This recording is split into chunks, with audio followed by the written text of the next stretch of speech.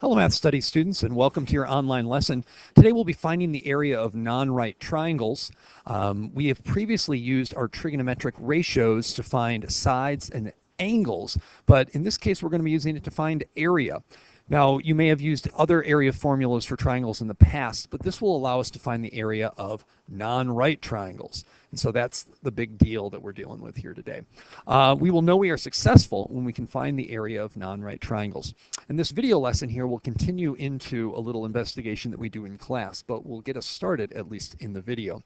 So the first thing we need to talk about is what do we know about area of triangles? So if I draw a triangle, I'm going to draw a right triangle here. These are the ones that we're most familiar with seeing. And if we have a right triangle,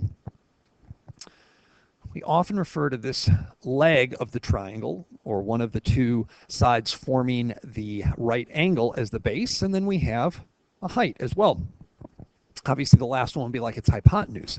Well, if I convert this triangle into a big old rectangle here, you will notice that that blue triangle is half of our rectangle. And so to find the area of a rectangle, we just deal with base times height. But since we're dealing with a triangle, we want 1/2 of that base times the height, and that would be our area formula. So hopefully we've seen that before. Now, sometimes we're dealing with triangles that are not right triangles. And in those cases, let me draw like an obtuse triangle here. Something like that. Now, we might know the base already, but the height we would have to have like a perpendicular drawn, where it essentially makes it into a right angle here. And then this right here would be the height, which is no longer actually part of the side of our triangle. It's actually just this measurement that does this straight up and down vertical distance here that makes it a height. And our base would be this side again right here, which is just a short part of the triangle, not the entire thing connecting to the dotted line.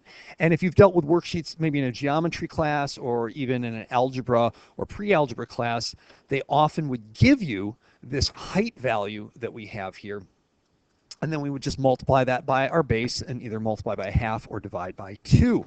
But what happens when they don't give us that? And that's what we're going to be looking at today. But again, we do want to keep in mind that we still find the area of any triangle really using this formula. Area equals 1/2 base times height, or base times height divided by 2 is the exact same thing.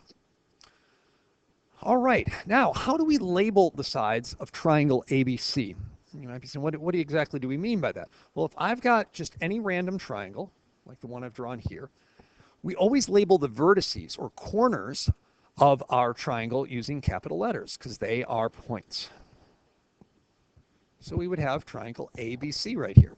Now, what about the sides? So we have this side over here, which we could call side AB, but oftentimes we want to refer to it just with a single letter variable. And we don't just randomly name it. What we do is we look at what is opposite. So I'm going to start with this angle B over here. Just going to put a little arc there to let us know that we're talking about B. And now I'm going to go to the opposite side of B. And for that, I'm going to use lowercase b. Now, often in class, I'm concerned about us using the right capitalization for our variables. If they give us a lowercase, we should use a lowercase, and vice versa. There's a reason often that the capital or lowercase is chosen for different applications. Again, capital letters mean points.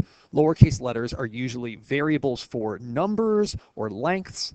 And again, when we label the sides of a triangle, we're using the opposite part with the lowercase letter if we start at a vertex, or if we start at a side, its opposite angle or vertex is going to be the capital. So what would I do now for A? If I bring A down here, across from it, we are going to have a lowercase a. So side BC can be represented with a lowercase a as our variable. And then finally C, we would use a lowercase c for that one. So opposite sides have the same letter. It's just that sides are lowercase and angles or vertices are capital letters. Here's a digitally created picture showing us the exact same thing. Again, we can see our capital letters, such as the capital letter A representing a vertex, and then the lowercase letter opposite of it representing the side. And that's really important as we move forward through this entire unit. Last little bit of terms and notation for us here is talking about what an included angle is. Included. Well, if you think about being included in a group or a club, that means that you're part of it. You might be forming it, in fact. And so if we go back to this diagram here that has our labeled triangle with its sides and vertices and angles all labeled, we know an included angle is formed by two given sides. So for example, if I pick any two sides on this triangle, and I'm going to randomly select side C, which is lowercase c, and side B, lowercase b, what angle would be included by these two sides? And they would be, again, if we look at side C, I'm going to trace over it a little bit here, and then side B, right over here, what angle do those two sides form? Well, they don't form C, they don't form B, even though each one of those is part of it. The angle that is now formed is angle A. So A would be the included angle because it's formed by sides C and B. Let's do one more of these. So what about if I have, kind of work backwards this time, what if I talk about side C? Well, what are the two sides that include this angle? Again, what are the two sides that form them? And that would be side B and side A. So side A and side B include angle C, or we can say it in reverse, angle C is the included angle of side A and B. All right, we're just going to do one example here, and we're going to try to find the area of this triangle ABC. Now, first and foremost, what type of triangle is this? Well, we don't know that it's a right triangle, and more importantly, for the two sides that we have, I don't have a height for it. So we know in order to find the area of a triangle, we're going to use the formula area equals 1/2 base times height. The problem is, if I let 15 be my base, I would need to know a height that goes all the way to the top of the triangle, which I don't have. If 11 was it, again, I would need a height that goes all the way to C. And again, I'm not sure if A is a right angle or not. We have to assume it isn't because nobody told us that it is. So going back to what I just sketched here, we've got A as being the highest point of this triangle if we assume 15 is our base.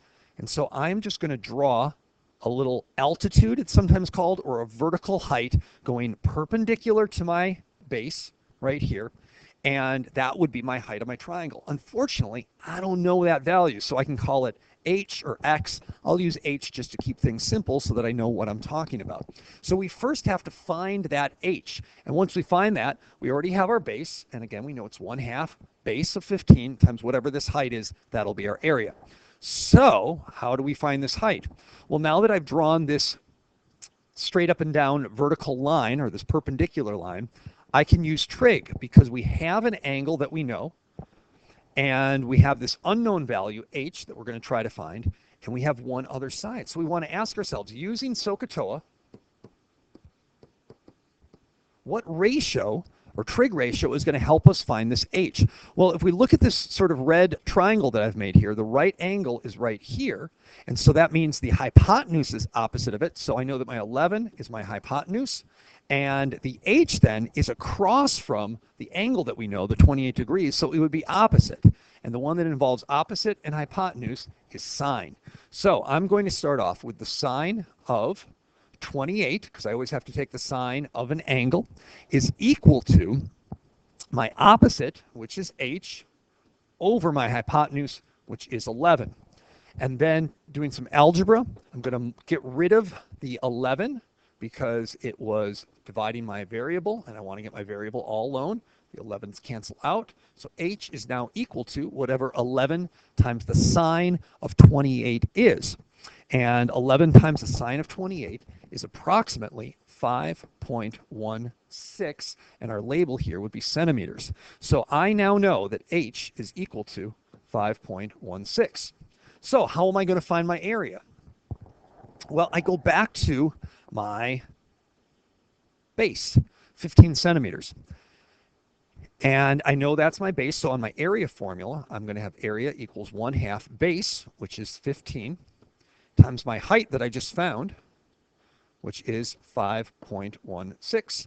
And then I'm going to multiply those together, and I get 38.73 on and on and on. And when I round that to three significant figures, I end up with 38.7 centimeters squared. Because it's area, we always have square units.